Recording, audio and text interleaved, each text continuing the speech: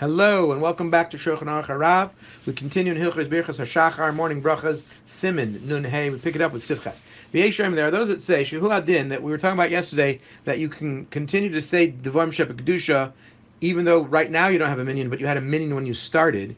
So the same thing would apply, meaning when people leave, and you can still say these things. So the same thing would apply. Im echad meyud yashain, that someone is sleeping out of the 10 people. There's 10 people, but only 9 of them are awake. Mitzdarv l'davish kedusha. Some say that he can still be combined into the minyan, and you can say Kaddish even though he's sleeping. Afal pisha ena oina imohem, and he's obviously not able to answer. Aval yosme echad. If it's more than one person sleeping, ein kvod shemayim litzarfam imhem yashenim. It is not covered for shemayim to include them if they are sleeping. V'yeshim. Then there are those that say she'ein l'damis yashin l'mispal. You can't compare somebody who's in the middle of davening to someone who's sleeping. Meaning, we said before that if you have 10 people, but one of them still davening, and you can't count them into the minyan because you can still count them into the minyan even though they're not able to answer. Is a sleeping person the same way? No, it's not.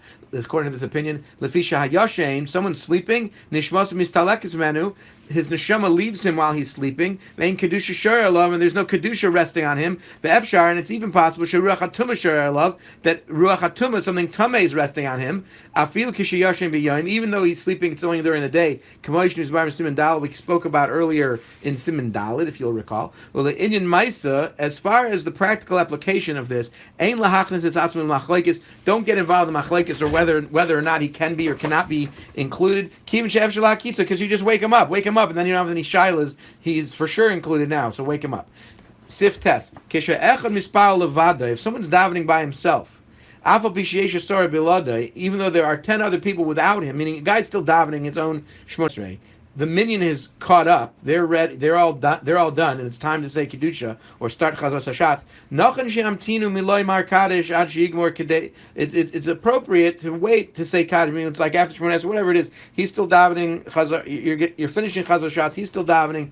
Whatever the case is, it's nicer. It's better. It's more appropriate to wait until he's done ad she'igmor, until he's finished kadesh yizgagamhu. So he should also be able to say the responses to Kaddish. About if he's davening with them, he started with them. Umarach b'tfilos, and he's davening much longer than average. Ein tzarich lahamton olav. You do not have to wait for him. Kamoshe kosev siman kuf chavdal, which we explain a lot more later. There are various parameters out who you wait for, you don't wait for, how long you have to wait, etc. Sif-Yud. Umisha yashem b'shor shatzibur magiin l'davish b'kedusha. If someone is sleeping when they get to as the tzibur is reaching Kaddish or Baruch or whatever it is, Nachon Shamtinu Achi Ya'iruhu. It's appropriate to wait until someone wakes this guy up because you need him for the minyan. If he doesn't want to get up, you don't have to wait any longer. I mean, you have a minyan without him, so you're not really actually waiting for him. But it's nicer to wake him up so he can be included. But if he doesn't want to, you don't have to wait for him. Have a great day.